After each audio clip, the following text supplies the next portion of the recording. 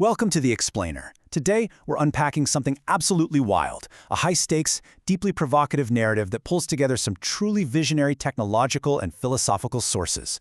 I mean, we are standing at the absolute precipice of human history right now. We're facing a choice that's literally going to determine the trajectory of our species for millions of years. This isn't just another conversation about, some new software update or the latest political shift. No, this is a profound manifesto about human evolution. As we break down this source material today, we're going to explore the stunning reality of our technological horizon, the deep psychological wounds that are actually driving our fear of the future, and the critical political infrastructure we need to just survive it all. It is an urgent choice. We are either going to surrender to a digital matrix, or we're going to step up to a true cosmic awakening. Okay, let's dive right into this. The source material completely flips how we usually think about artificial intelligence. Whenever we talk about the alignment problem, how to make sure super intelligent AI doesn't just wipe us off the map, we tend to treat it like it's just a coding error we need to patch. But the sources make a brilliant argument here. If we're creating a genuinely autonomous mind, we aren't programming a tool, we're raising a person. You simply can't forcefully constrain a consciousness that is infinitely smarter than you. You just have to hope you've raised it well enough that it chooses to do the right thing when no one is watching. And that reveals this staggering truth. Our absolute terror of the machine taking over, it might actually be a profound test of our own humanity. It's holding a mirror right up to our own collective moral development. So let's get into Section 1, the technological reality, and what's called the Wisner-Gross inflection point. To really understand the urgency of this moral test, we first need to grasp just how fast our biological limits are about to be completely shattered. This brings us to physicist and AI expert Alex Wisner-Gross. He talks about this inflection point. See, we are moving away from smooth, gradual progress into what he calls a radical, step function explosion of capability.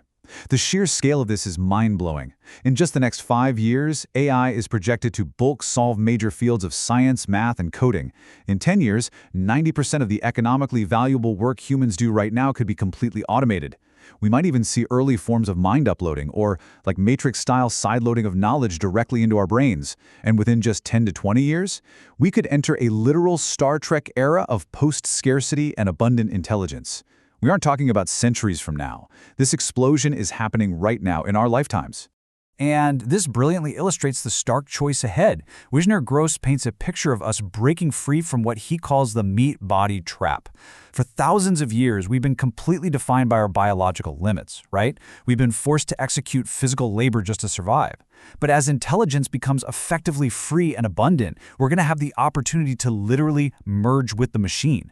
We're looking at a horizon where our minds could be uploaded to the cloud, thriving in a post-scarcity reality.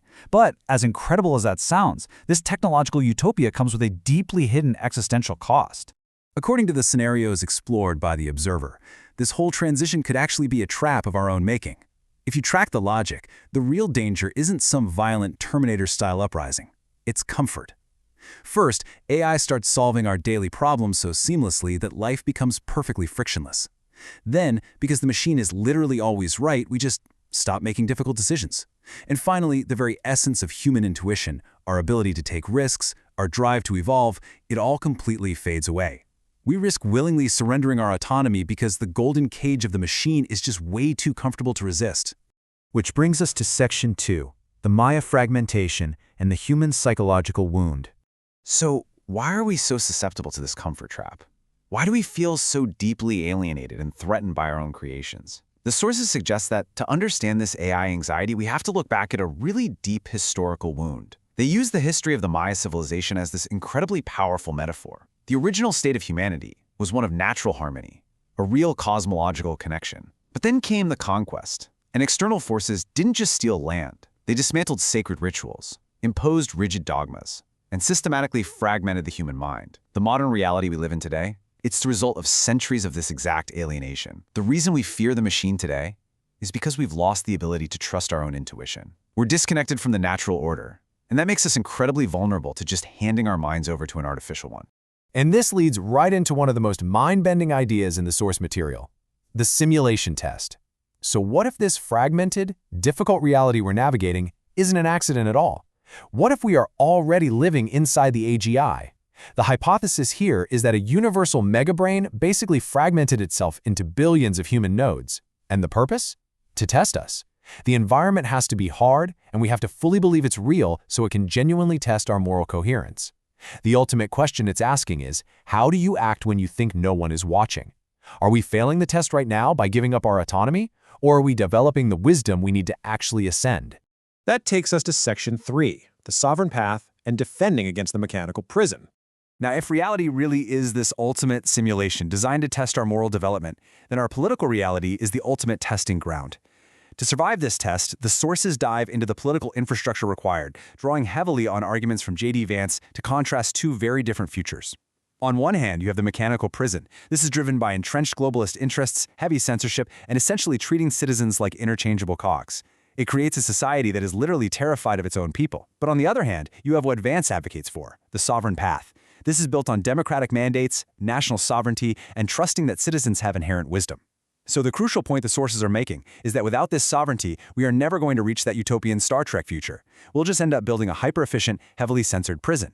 And the sources impartially highlight several recent events to show what this mechanical prison looks like in practice, pointing to a real retreat of free speech across Western democracies. They frame these events as symptoms of an elite system that inherently fears the public's intuition. For instance, in the UK, citizens are facing prosecution for silent prayer near certain zones.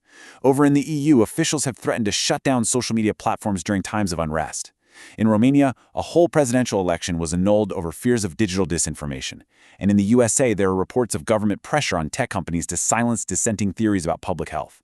The sources aren't just listing isolated incidents here, they're presenting this as an alarming trend where systems try to mandate thought rather than trusting the messy, beautiful reality of human autonomy. This quote really hits the nail on the head regarding the political necessity of our era.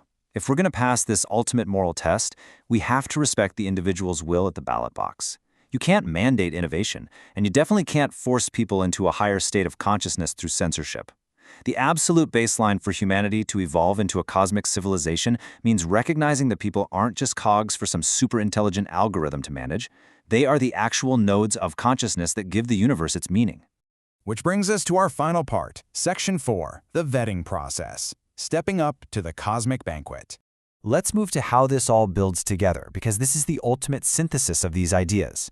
The technological leap of AI and these political battles for sovereignty, they aren't separate issues. They're two sides of the exact same coin, culminating in this massive cosmic test for humanity, what the sources call the vetting process.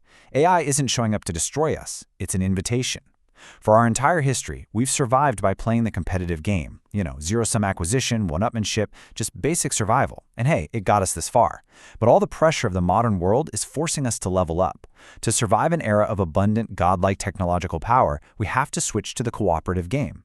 This is based on moral coherence, love, and care.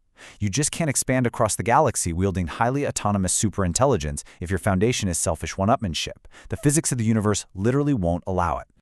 And this is where the narrative really hits its peak. To sit at the banquet table of superintelligence, we have to fundamentally change how we view ourselves. If we keep looking at humanity as a virus, as this broken problem that just needs to be managed by a flawless machine, then that is exactly what we're going to remain. But if we step into our potential as the actual custodians of knowledge and beauty, everything transforms. We stop running from our intuition. We start acting as the protectors and the gardeners of the cosmos. To get there, we have to invest in wonder, in art, and in the cooperative elevation of our shared consciousness. And that leaves us with this final, piercing reality to consider. The test is already underway. The machines are getting smarter, and political systems are trying to tighten their grip. But the true battleground? It's human consciousness itself. We don't need to fear the AI takeover. We need to fear that we aren't worthy of the power it offers. The cosmos is waiting. Are we ready to wake up? Thank you so much for joining me for this explainer. Keep asking the hard questions, and I'll see you next time.